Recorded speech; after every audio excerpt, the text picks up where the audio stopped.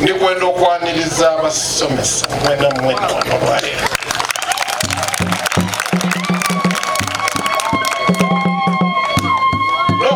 No country in this world is better than the quality of education. No country, no region is better than the quality of its education. Tulikwenda okubeebaza olw'omulimu gwemukola. Tuzirambiya daakubawa ayigulu akyabazinga wa Busoga Gabriel Dopokuna. Thank you. Thank you for looking after our children. Thank you for the job well done. Ladies and gentlemen, I do not believe in these fallacies that passing is having a 4 and having first grades and being graded. That is useless. It is the competence that we impart in these children that matter. I want to tell you, Busoga, you are not as bad as they tell you. You have never been bad. Never. I can tell you, Baba Kyabazinga. Baba Kyabazinga itinze gye nakulira. Kivubuka mu nfunza. Kyafuna kwina. But I am the chief planner of this country.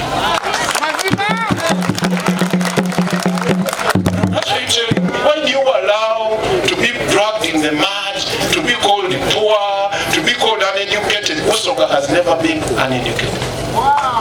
Never. Our duty is to give you that energy. Please have the energy. And all of you join me and stand up and let us clap and congratulate the Kyabazinga upon his education. All of you.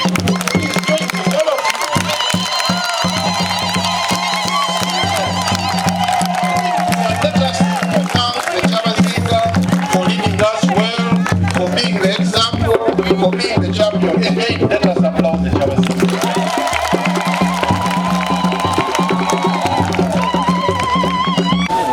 A few months ago, I have been on fire.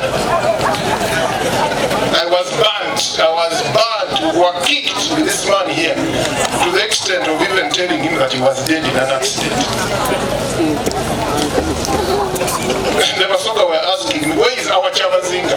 For God's sake, it's not my work to tell you where Kyabazinga is. Kyabazinga ni Kyabazinga wa Busoga, afulumesa wadayenda, yaingiresa wadakozechi.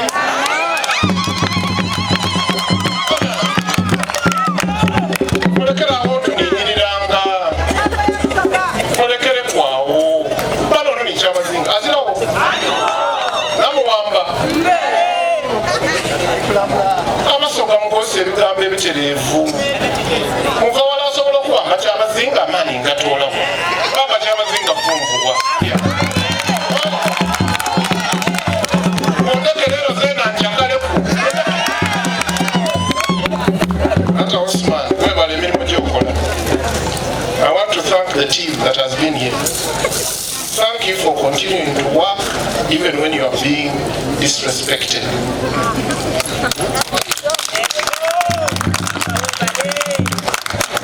You do what you do with my permission. And I am the Katuke of Busoga. The one and only. Until the Kyabazinga decides. I'm not political. And I'm only the 7th. Can you imagine?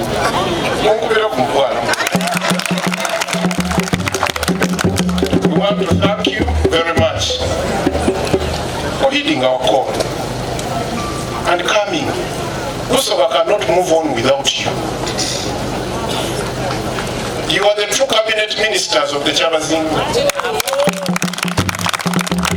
In the work that you do, educating our children, in the work that you do, raising up children, in the work that you do, building beautiful homes, in the work that you do, ensuring that you have toilets in all your houses, you have contributed to Busoga.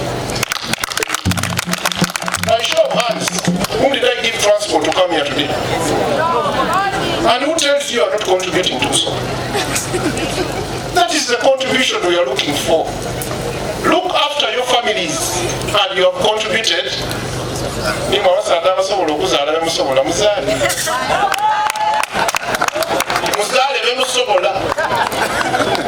I'm telling you, give birth to your children that you can manage. I'm not telling you to just produce. To only those that you can.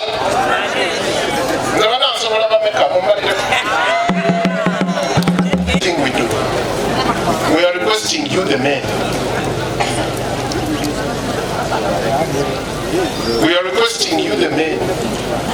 We are requesting you, the boys, to do your religious call. Lead the families. Lead in everything that you do. That's our wife, Chairman Kaliro, Niba Chairman Maino. This is the time. When we were growing up, 6 o'clock would all be walking back home. When I visit Busoga these days, 6 o'clock, young kids are moving towards the town center. That is where the problem is. That is where the exact problem is. It's not in the schools. Something has gone wrong. The homes are failing, but you want the schools to correct your failures.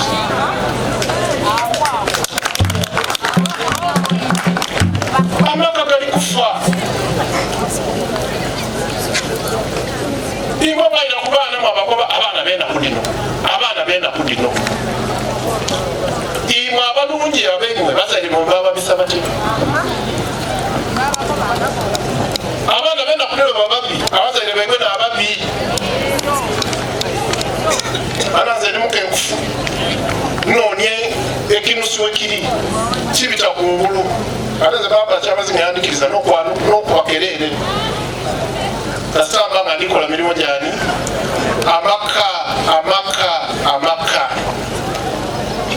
Olwokuba amaka gafiire tuli kusaba ba districts tuli kwenda iteeka erirobera omwana okuva ewaka obwire okwira mu senta tuli kulyetaaga kutya tulyetaaga nuyirinawo nagyekagumba duzi nga ndi kwevuga mwene olwisimba muno nga timuntegeire nsala kulakalefu ngezira nambwa nagyekagumba nga ndi kwevuga sawa 12 sawa ndala abaana bali kwidda mu tawuni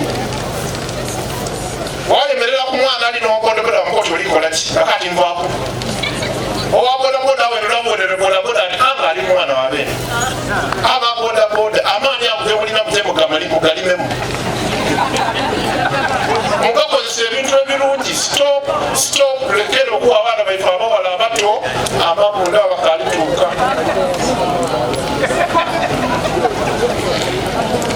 nze tujakoba kubasomesa kuba mwasomesebwa mu ekyokola era agezaako obasomesa n'abo musiru mwidi ekyokola ki kyemuli kwetaaga education triangle mugindi eriko abantu bameka the education triangle has how many? Number 1 parent, number 2, number 3. May God bless you all. Let me take this singular honor to ask you kindly to talk to your people.